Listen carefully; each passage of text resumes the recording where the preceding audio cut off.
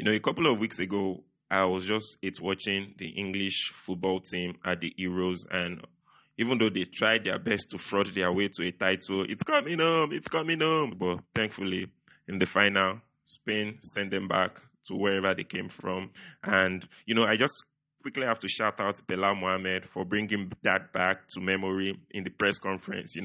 He did that quick. Shout out to Spain. I just want to give a shout out to Spain. Hey, for everybody here, I just want to give a huge shout out to Spain. I want to hear that shit. Shout out to Spain. I really love that. Elite trolling. Once again, I'm here ready to watch English fans on the UFC 304 card. Hopefully we're able to recreate the success we had with the Euros on this UFC pay-per-view card. Of course, there are a few of the English fighters on the card. There are a few of the UK fighters. Let me say UK, not just English here. Let me say UK. There are a few of the UK fighters on the card that I would want to win.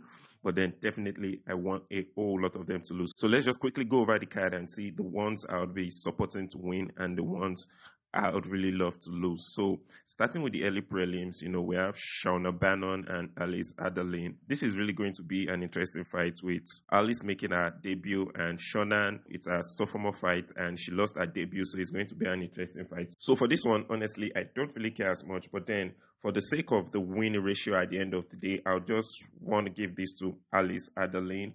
We jump right to the heavyweight division where Mick Parkin faces Lucas Bresky, and honestly, I feel like this fight was just tailored for English fans to get a win because I checked this record and Lucas Bresky is 1-3 in the UFC, but it's all good. I really don't see Lucas Bresky pulling an upset in this one, so I would say this one goes to the English fans. Sam Patterson and Kiefer Crosby, I really don't care because win or lose, UK fans are going to claim that. So yeah, flyweight bout, Mohamed Mukaev and Manuel Cape. Honestly, as much as I want to see the English tears, as much as I want to see the UK fans cry, for this one, I have to go Mohamed Mukaev because I just hate Manuel Cape's guts. Jump to the welterweight division. Urban Elliott, Preston Parsons. Yeah, Urban made his debut earlier this year with a win. Preston Parsons is like 2-2 in the UFC currently. And honestly, I watched the Urban Elliott debut and I was really, I wouldn't say I was a bit interested in him, but then I don't think I'm too interested to the point where I would be rooting for him to win because, like I said, it's watching. We need the English tears. We need the UK tears on the night of this pay-per-view. We go to the prelims, like heavyweight bouts between Modestas Bukauskas and Martin Prachinio. I really don't care about that one. Whoever wins, it's cool. Jake Hadley, Cowlan, Lauren. Like I said again, this is fine for the English fans. Whoever wins, they claim this one. So, women's strawweight bout. And let me just put this out there. Even if this wasn't a UK card that I am watching, even if this was just like a neutral card, I would never support Molly McCann in any other fights. Of course, I don't 100% believe Bruna Brazil gets the job done, but then that's what happens when you're watching. It's not about statistics, it's not about the facts, it's not about the potential, it's just it. It's just it foiling this thing. So yeah, that's another fight I would love to see go against the UK fans. And then in the featherweight division, Nathaniel Wood, Daniel Pineda. Once again, I feel like this, just look at the odds. This tells you a lot.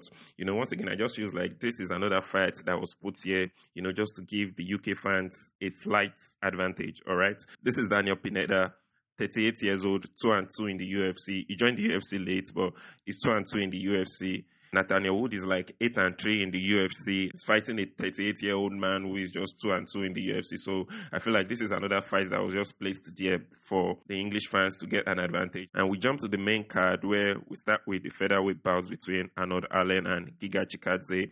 And honestly, this is one fight where I would actually want the English fighter to win. I'm kind of like an Arnold Allen fan, not like a crazy fan, but then I just love the guy. Not so much big on Giga Chikadze. So that's one fight I would want to see go the way of the English fans. Christian Leroy Duncan versus Gregory Rodriguez, and I'm definitely going Robocop on this fight. And this isn't even primarily because of the 8th watch, but on any given day, I would definitely support Gregory Rodriguez to win. Lightweight bout, Bobby Green, now known as King Green, versus Paddy Pimblett. Once again, 8th watch aside, on every given day, Paddy is one fighter I would always want to see humbled. Paddy is one fighter I would always want to see take an L. This was not the case initially. When he first came to the UFC, I was kind of like riding the Paddy wave, but then after a while, I fell off the Paddy wagon, and now I just want to see him lose.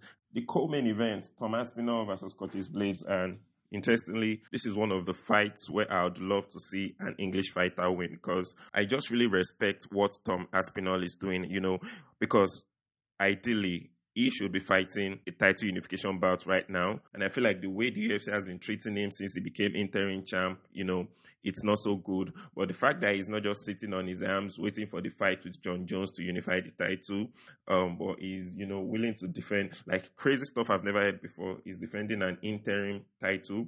The fact that he's willing to do that, I just really want him to still retain the interim title, so that by the time we have the retirement match between John Jones and Stipe Miocic, then Tom Aspinall can get his shot at unifying the belts at heavyweight. Finally, Leon Edwards versus Belal Mohamed. And of course, Belal is not the most interesting guy. Both of them are decision merchants. Belal is not the most interesting guy. Leon also is not the most interesting guy. But honestly, at this point, I would take anyone having the belt. In fact, if it's possible for an unranked fighter to get the belt off Leon Edwards, I just cannot afford another Leon Edwards title defense, because first of all, I feel like this guy is an hypocrite.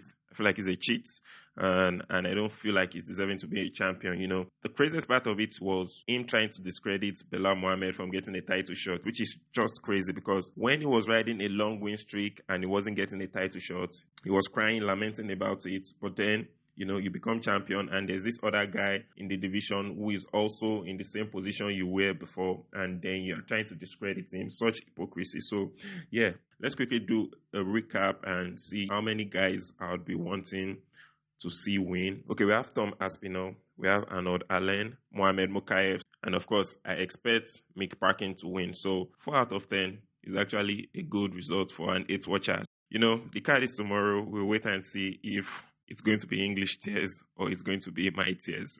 Thanks for watching. See you in the next video. Bye.